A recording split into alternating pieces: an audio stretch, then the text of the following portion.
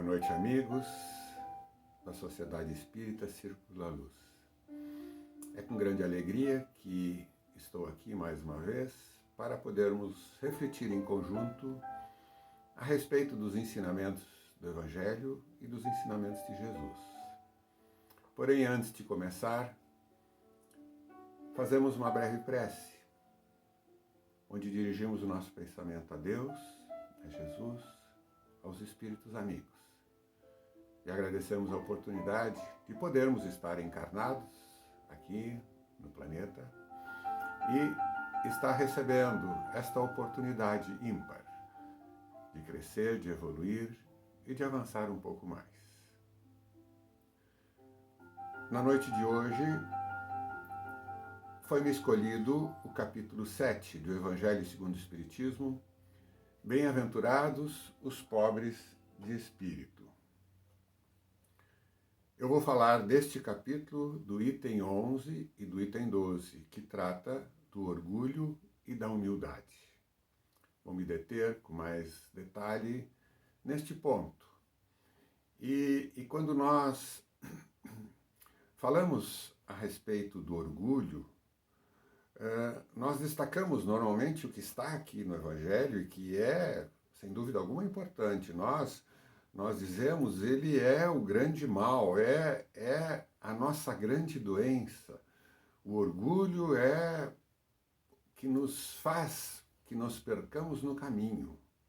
Terrível adversário da humanidade, nos diz Lacordaire. E Adolfo, no item 12, diz que é a fonte de todos os males. Aplicai-o a destruí-lo em vós.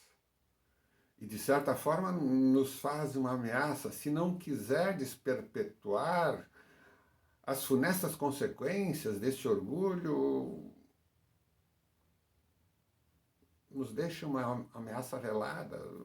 Teremos graves consequências. E, na verdade, isto é um fato. E, em seguida, ele diz que para nos livrarmos dele, temos que seguir as leis do Cristo, as leis dos ensinamentos de Jesus. Então nós repetimos isto com grande ênfase e de maneira continuada e porque é realmente verdade. Porém, hoje, depois desta pandemia que nos assola há 1 ano e meio, nós não falamos somente para as pessoas que estão dentro da casa espírita nos ouvindo. Nós falamos para o mundo. E falando para o mundo, nem só espíritas nos ouvem. Nos ouvem pessoas de outras filosofias religiosas, até para tentar aferir que dizem esses que são espíritas. Nos ouvem pessoas que estão querendo descobrir os ensinamentos da doutrina e saber a respeito dela e que ainda não estão totalmente convencidos de dizer que sou espírita, mas já ouviram falar e estão em busca de um conhecimento. Então, quando nós falamos desta forma, daquilo do orgulho que está no Evangelho segundo o Espiritismo, de certa forma, nós somos assim um pouco incisivos a respeito do orgulho. E aí eu largo uma dúvida para nós que estão me ouvindo aqui. Será que o orgulho é sempre ruim? Não teria um orgulho bom?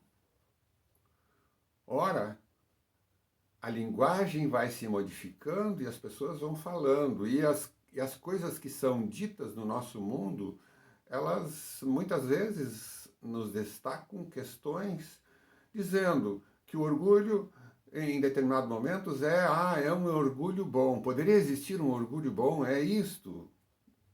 Não é verdade que nós falamos assim? Mas quando e como ele poderia ser bom? Ora, vamos tentar buscar um exemplo. Imaginemos assim uma mãe ou um pai falando a respeito do filho, e este filho, ele Digamos, o meu filho, ele trabalha nos parceiros voluntários, ele acorda cedo, ele trabalha o dia inteiro, chega exausto à noite e em nenhum momento ele fala a respeito disto para alguém. Eu tenho orgulho do meu filho porque ele realmente parece que vestiu esse trabalho, que é o trabalho da caridade, em benefício do próprio, em benefício do próximo, e eu tenho orgulho dele em relação a esse trabalho que ele faz. Ou poderíamos estar falando de uma forma diferente de um filho de uma filha, ou de alguém que é próximo a nós e diz assim: minha filha, ela estudou muito. Ela virou noite e dia para passar nesse concurso do vestibular. E ela foi classificada entre os primeiros. E eu fico orgulhosa do esforço que ela fez e daquilo que ela alcançou. Então existem inúmeras situações onde nós citamos um orgulho como um sentimento positivo e não aquele negativo que é a doença do espírito, da alma e que nos atrasa o grande mal da humanidade.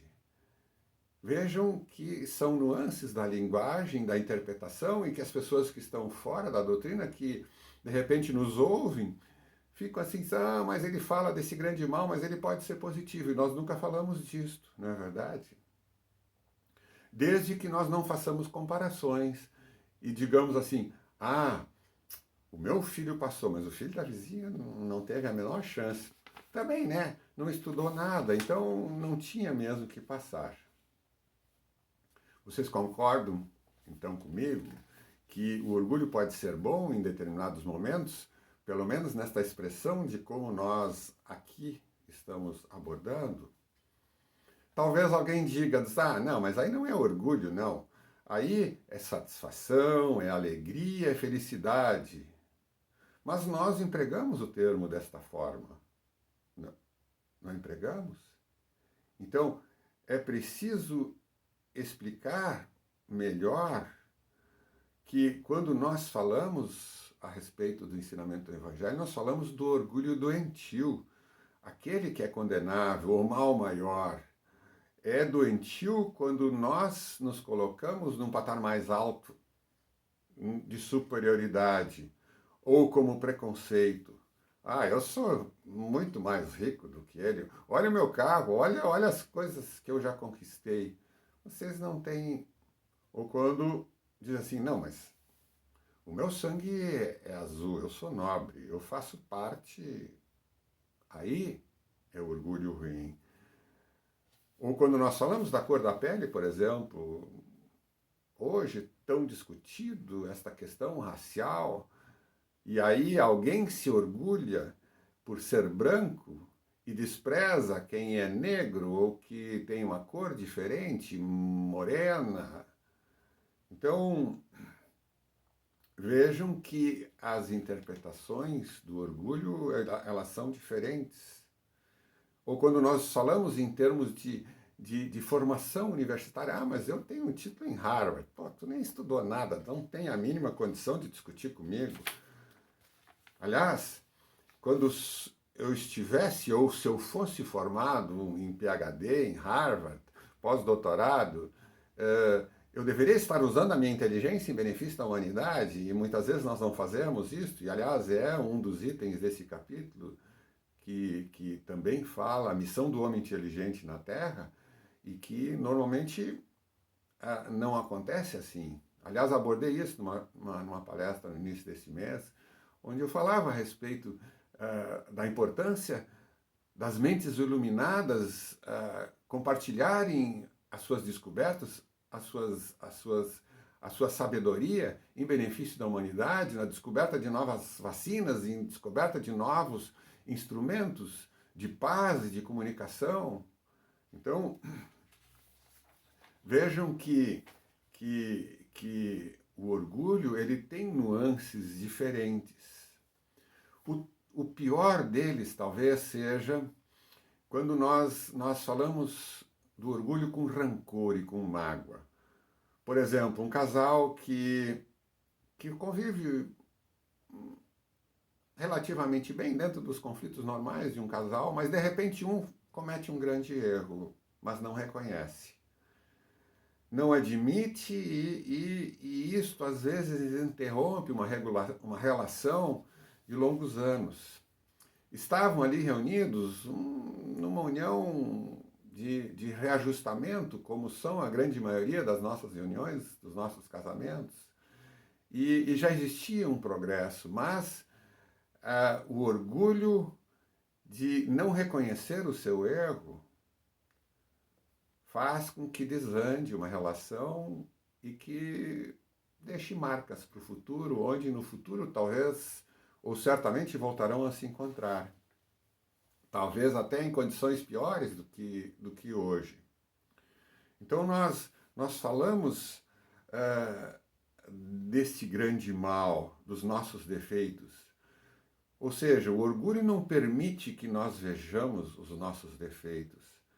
Então, imagina alguém assentado neste orgulho, e quando a doutrina diz que nós devemos fazer a reforma íntima, de reconhecer-se imperfeito, de olhar para dentro de si mesmo, então alguém nesta empáfia poderia estar simplesmente olhando para dentro de si e dizendo, não, realmente eu estou errado, eu tenho que mudar. Olha, eu no meu orgulho não vou mudar nada, porque eu não me arrependo de nada daquilo que eu já fiz. Às vezes nós ouvimos alguém dizer, se eu tivesse que fazer tudo igual, eu fazia tudo de novo. Será que é alguém especial, um anjo que está ali? Não. Nós somos espíritos imperfeitos, nós erramos muito e nós temos o compromisso de mudar. E, aliás, é por isso que nós estamos aqui na Terra. Então, este que não reconhece, ele só olha para os efeitos dos outros e fica apontando o dedo, mas não percebe os seus. Mas eu disse que eu ia falar do orgulho e da humildade. Vou falar da humildade agora um pouco. O que é ser humilde dentro dos conceitos que nós buscamos? É reconhecer este eu pequeno, este eu que está aqui para crescer, para evoluir, para me tornar melhor. E até, quem sabe, buscar lembranças quando nós éramos crianças e quando nós começávamos a nossa caminhada nessa existência na Terra, como nós fazíamos, nós compartilhávamos os nossos brinquedos, nós eventualmente nos magoávamos com o nosso amiguinho, mas em seguida nós perdoávamos e nos reconciliávamos e começávamos de novo.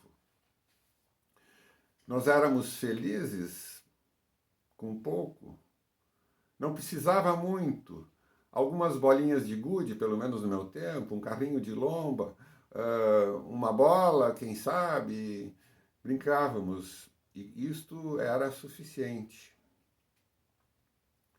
Porém, o Evangelho nos fala que a humildade é reconhecer e respeitar o próximo. Claro, ele fala muito mais, de uma forma muito mais profunda, quando diz que devemos amar o inimigo, algo que será abordado no capítulo mais adiante, mas é esta condição de olhar para dentro de si e de reconhecer que nós temos muito a avançar, que nós temos um trabalho a realizar para alcançar a condição de sermos bons espíritas, trabalharmos para a nossa transformação moral, para dominar as imperfeições dentro de nós e, quem sabe, a partir daí nos transformarmos num homem de bem.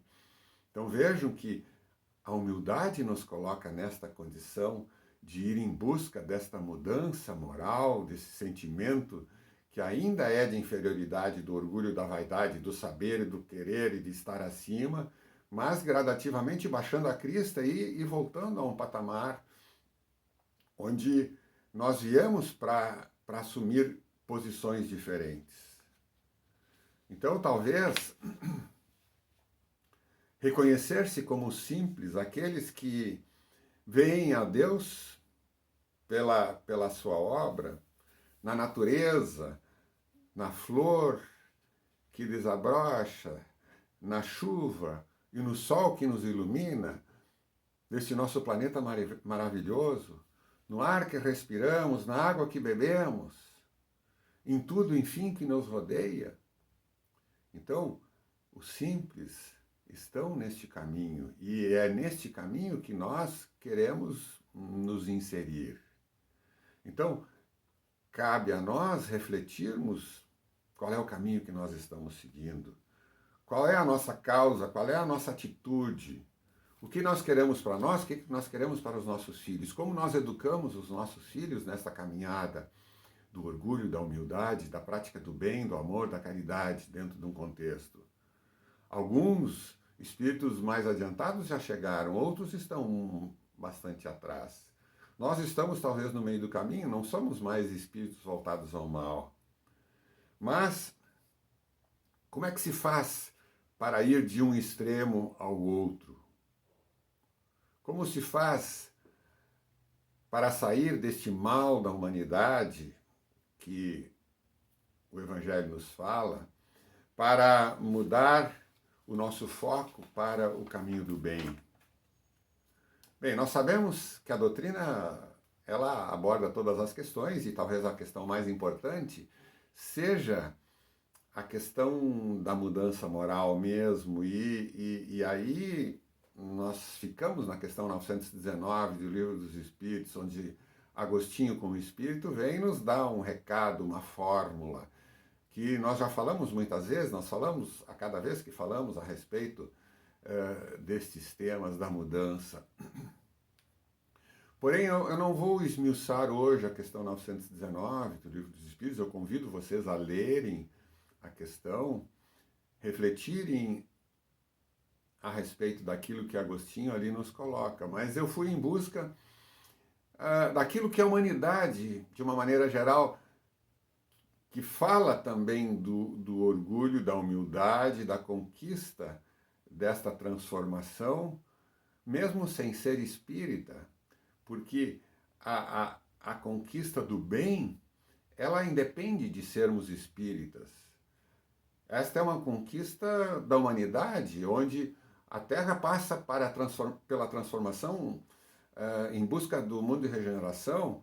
Então, não é necessário ser espírita, mas é necessário estar voltado ao bem e pensar na conquista do bem. Então, o que as pessoas fora da doutrina falam? Como nós vamos chegar a esta mudança?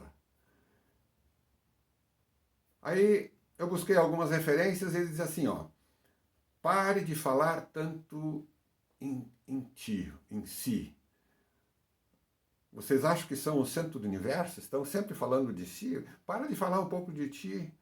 Escuta mais o que os outros estão falando, talvez tenhas alguma coisa a aprender com eles. Vai aprender um pouco mais a respeito do mundo e das leis do universo, em vez de ficar te colocando sempre no centro das coisas. Dê crédito ao que os outros fazem ou pelo que eles fizeram. Não se adone das ideias dos outros como se fossem suas. Muitas vezes nós citamos referências tal, e dizemos, mas não citamos que quem fez. Então, é como se nós tivéssemos feito. Admita quando estiver errado. Aliás, falei disso agora há pouco, a doutrina fala disso, mas as pessoas fora da doutrina chegam à mesma conclusão. Admita quando está errado. Hoje nós passamos por uma dificuldade mundial e nós vemos o orgulho e o egoísmo, que são as duas chagas da humanidade, junto disto. E quando nós nos achamos superiores, nós achamos que nós podemos furar a fila. E aí eles dizem, não fure a fila da vacina. Bom, inúmeros casos nós ouvimos nos meios de comunicação de pessoas que, se achando superiores, furaram ou quiseram furar a fila. E eu não sei se estão furando ainda a fila, mas acredito que sim, porque é ainda a condição da humanidade e da imperfeição deste povo. Deste povo não é só brasileiro, mas o povo do mundo ainda estão neste estágio de furar a fila. Então não passe à frente dos outros achando que é mais importante. Não fure a fila do banco achando assim, mas a minha conta, que esse banco eu tenho muito mais, essa turma aí eu vou entrar lá e vou entrar direto. Ou na fila do cinema, vai enfiando, não, eu queria só. Nós vemos, os superiores estão aí. Dizem também, por exemplo, quando não souber alguma coisa a respeito de algum tema que é relevante, vá estudar, vá pesquisar, ou peça conselhos, pergunte a quem sabe mais. Reconheça que tem muito a aprender ainda. Aliás, em termos de aprender e de saber, nós achamos que sabemos muito. Na verdade, a humanidade avançou em conhecimento intelectual muito. Mas se nós formos buscar lá no passado a ideia de Sócrates, que era um sábio já naquela época, quando dizia só sei que nada sei. E hoje, passados-se milênios, nós evoluímos em tecnologia, mas aí estamos atrasados na moral e não sabemos e temos muito a aprender, portanto, ainda. E quando nós aprendermos com um mestre, com algum superior, das mestras da escola que nos ensinam, ou quando nós ouvimos expositores que falam melhor, que sabem mais, reconheçam e digam a fonte, ouvir a exposição daquele expositor, ele falou de um tema que eu não tinha pensado ainda, muito boa. Vou anotar e vou aproveitar numa próxima exposição que eu fizer. Então, agradeça aqueles que estão lhe ensinando. Indique a fonte. Às vezes pode ser até no Google, porque o Google hoje responde quase todas as dúvidas, mas quem sabe no Google diga, isso foi feito uma pesquisa pelo doutor fulano de tal, e ele descobriu a cura dessa doença e nós somos beneficiados por isso. Então nós que estamos dentro da doutrina, temos a recomendação de estudar as obras da doutrina, aliás, de ler e de estudar. A recomendação que Emmanuel deu para Chico, disse, leia o Livro dos Espíritos. E Chico perguntava, mas e agora? Eu já li, leia de novo. Não, leia novamente. Faça mais, em vez de ler, estude, sublinhe, rabisque. Questione, pergunte para as pessoas que já estão há mais tempo se têm uma visão diferente. E depois de ler e de estudar, aplique na sua vida. Fazer é a questão toda. Quem sabe, nos engajemos num trabalho voluntário, faça um trabalho voluntário que ajude a ver que a dor do outro é muito maior do que a nossa, que estamos aqui numa condição mais ou menos estável e protegidos. Faça a caridade e o amor dentro daquela questão da mão direita e da mão esquerda, que não saibam uma mão que a outra faz. E se resolveres fazer esse trabalho voluntário, talvez convide um amigo para ir junto. Mas talvez ele não queira, ele talvez ainda não esteja pronto. Cada um tem a sua hora de fazer e de mudar os conceitos em relação às suas vidas. Então não reclame, não julgue, não condene. Faça cada um dentro do seu limite. E dentro disto, apesar de tudo, de nós estarmos recolhidos, de repente encontramos na frente da nossa casa, ou no jardim, ou na praça que está vazia. Entre em contato com a natureza e veja a grandiosidade do Criador que está ali. Caminhe de pé descalços na grama, abrace uma árvore, sinta o perfume de uma flor, veja a abelhinha que está ali na flor, também fazendo o seu trabalho, a sua evolução, o seu crescimento.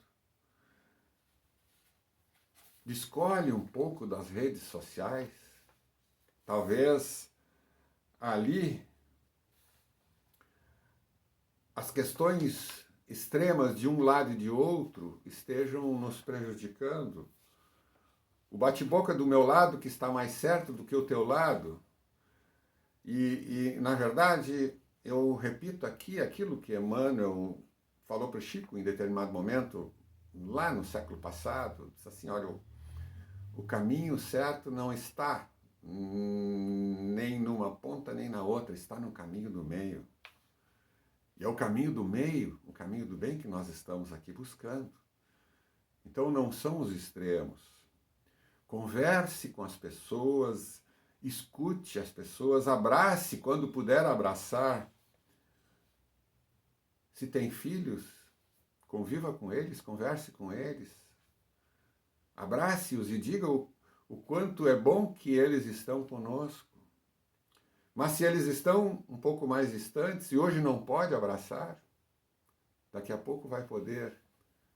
Mas se eles não estiverem mais junto a nós, ou talvez tenhamos netos também, queremos estar juntos, podemos ser exemplo, podemos ter uma pauta diferente nas nossas vidas. Então mesmo a convivência dessas famílias que está bastante restrita hoje, ela tem que se dar conta que nós fazemos parte da grande família espiritual, que não está restrita à minha companheira, ao meu filho, ao meu neto, à minha... Não. Jesus falava disto, a grande família espiritual. Então, neste momento de dificuldade do planeta, que nós possamos, de repente, olhar um pouco além e participar na ajuda ao próximo, porque tem alguns que perderam o emprego e que não têm alternativa de nem de ter o alimento na mesa. E se nós tivermos mais condições, contribuam, a Nancy está aí sempre pedindo, e nós contribuímos, alguns sim, alguns não. Então vejam que estar na sintonia com as pessoas com quem nós convivemos, talvez seja só a companheira, a esposa, o marido junto, abrace todos os dias este companheiro e diga a ele ou a ela o quanto ela é importante por estar junto a ti neste momento, ou junto a nós, porque isto é se colocar num patamar mais abaixo e dizer assim, nós somos iguais, nós estamos aqui crescendo. Então, vejam que a nossa caminhada é uma caminhada de desafios e de progresso a serem realizados. E o exemplo de humildade que nós buscamos, sem dúvida alguma, é sempre Jesus. Jesus, modelo e guia da humanidade. Mas Jesus já estava num outro patamar há muito tempo. Mas eu volto aqui para falar a respeito deste outro exemplo que veio até nós e nos trouxe os ensinamentos da doutrina, que foi o codificador da doutrina, Hipólito Dionizar Rivail, Kardec, que esteve entre nós há um pouco mais de tempo, mas que voltou porque disse que voltaria. E aqui esteve entre nós, vestido da humildade. Então, quando nós falamos da humildade, nós lembramos da humildade de Chico, da obra maravilhosa que ele nos trouxe, a complementação da doutrina espírita, que é o próprio codificador reencarnado. Não existe, para mim, nenhuma dúvida a mais. Como a verdade falou naquela mensagem por irmão X, quando Kardec estava para reencarnar, o insigne apóstolo do Cristo reencarnou, veio, trouxe parte do ensinamento, depois voltou aqui e partiu para o plano espiritual. Então vejam que Chico, com a sua humildade, com o seu amor, nos trouxe um exemplo a ser pautado, a ser referência para as nossas vidas. Eu tenho falado de uma forma mais sistemática nesta obra de Chico e vou falar disto daqui a 2 dias lá para a Casa de São Paulo, Lar Irmão Luiz, onde eu tenho sido convidado também Vou falar sobre a obra de André Luiz, que é uma obra magnífica e que tem que ser estudada não como um livro de romance, mas um livro de estudos. Então, Chico era esse exemplo de humildade. E que, se nós queremos uma referência abaixo de Jesus, mas muito distante de nós, temos aí à nossa disposição. É isto que nós estamos fazendo aqui, combatendo o grande mal, a grande doença da humanidade, que ainda nos atrasa e que, de certa forma, nos traz percalços na nossa caminhada, mas que gradativamente, absorvendo essas lições que os bons espíritos nos trouxeram, estamos aqui nos reciclando, transformando percalços de dificuldade em luzes a nos iluminar o caminho. Que combatamos a parte escura que ainda existe em nós, da grande doença, e que possamos trazer para dentro de nós a luz da humildade e do amor. Então esta era a mensagem que eu tinha para a nossa reflexão de hoje. Sou muito grato e nós encerramos com a prece dizendo: obrigado, Pai, obrigado, Jesus, obrigado, amigos, por terem nos assistido, nos auxiliado neste momento de reflexão. Muita paz a todos e que Jesus acompanhe a todos.